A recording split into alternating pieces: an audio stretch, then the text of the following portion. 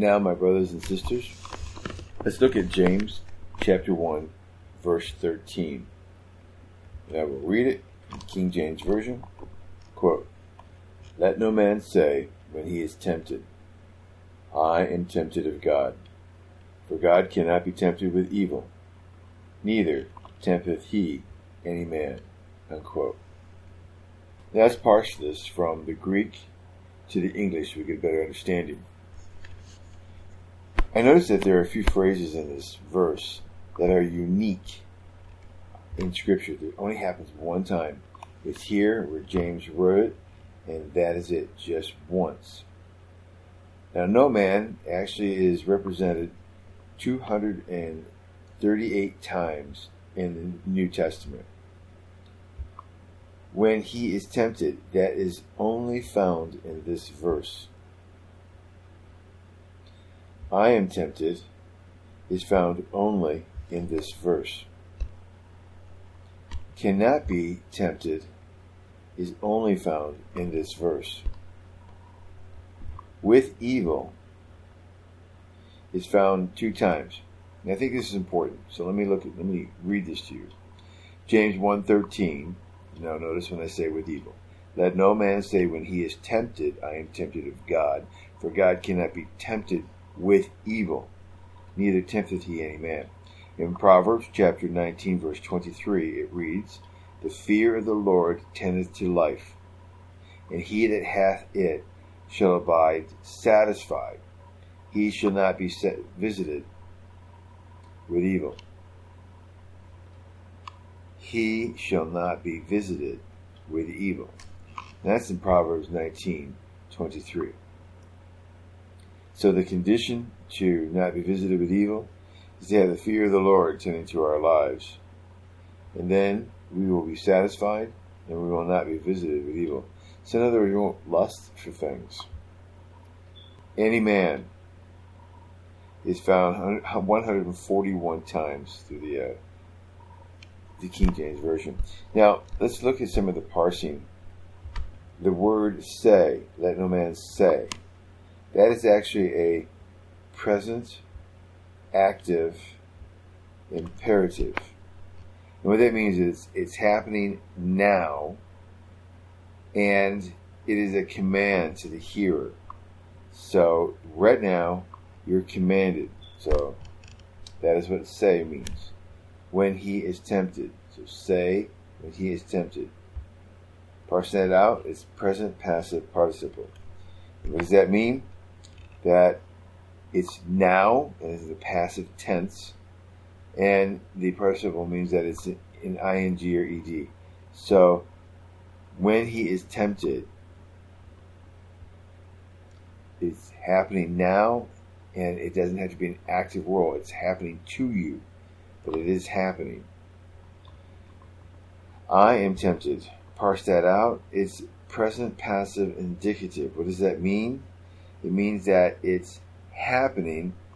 You're not really doing anything about it as far as it's happening to you. And it's just a matter of a simple fact that this is going on. That's what that means.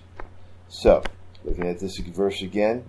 Let no man say when he is tempted, I am tempted of God. For God cannot be tempted with evil, neither tempteth he any man. Let's see what John Gill has to say about this. Let no man say when he is tempted. Looking at that part of the verse. Here the apostle uses the word tempted in another sense than he did before. Before he speaks of temptations as matter of joy and boasting. Here are temptations which are criminal and issue in shame and death.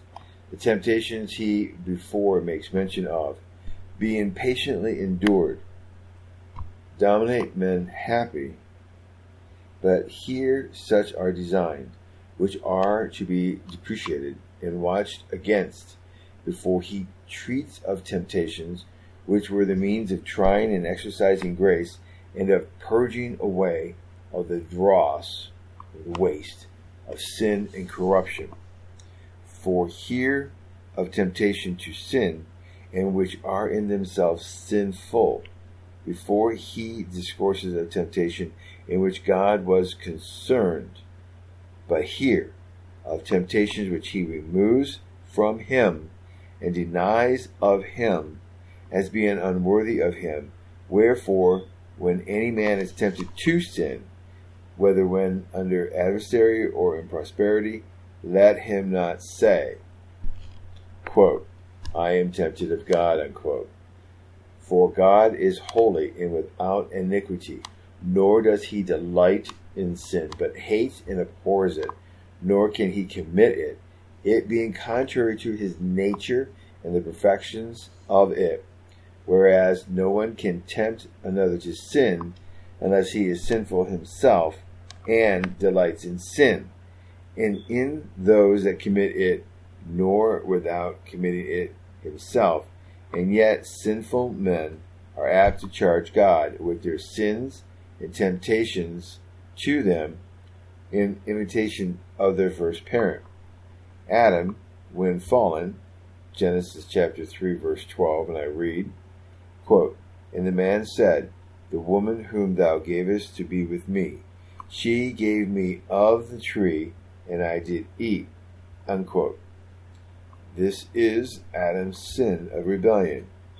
Continuing, who, to excuse himself, laid the blame upon the woman, and ultimately upon God, who gave her to him, and suggests that if it had not been for the woman, he should not have ate the forbidden fruit, nor should he have had any temptation to it, had not God given him the woman to be with him, and therefore it was not his fault. And in this sad manner do his sons and daughters reason, who, when through affliction they murmur against God, distrust his providence, or forsake his ways, say, if he had not laid his hand upon them, or suffered such afflictions to befall them, they had not been guilty of such sin. He himself is the occasion of it. But let no man talk at this wicked rate. Quote, For God cannot be tempted with evil, unquote, or, quote, evils, unquote. He is tempted by the Israelites at Meribah, Massa, from which those places had their names, who by their murmuring, distrust, and unbelief proved and tried his patience and his power, and so he may be and has been tempted by others in a like way. He may be tempted by evil men and with evil things, but he cannot be tempted, quote, to evil, unquote, as the Ethiopic version renders it. He is proof against all such temptations. He cannot be tempted by anything in himself, who is pure and holy, or by any creature or thing without him, to do any sinful action. Quote, Neither tempteth he any man, unquote. That is, to sin. He tempted Abraham to try his faith, love, and obedience to him. He tempted the Israelites in the wilderness to try them and humble them, and prove what was in their hearts. And he tempted Job and tried his faith and patience. And so he tempts and tries all his righteous ones by afflictions, more or less. But he never tempts nor solicits them to sin. Temptations to sin come from another quarter as follows. This ends James chapter 1 verse 13 of Discovering the Scriptures.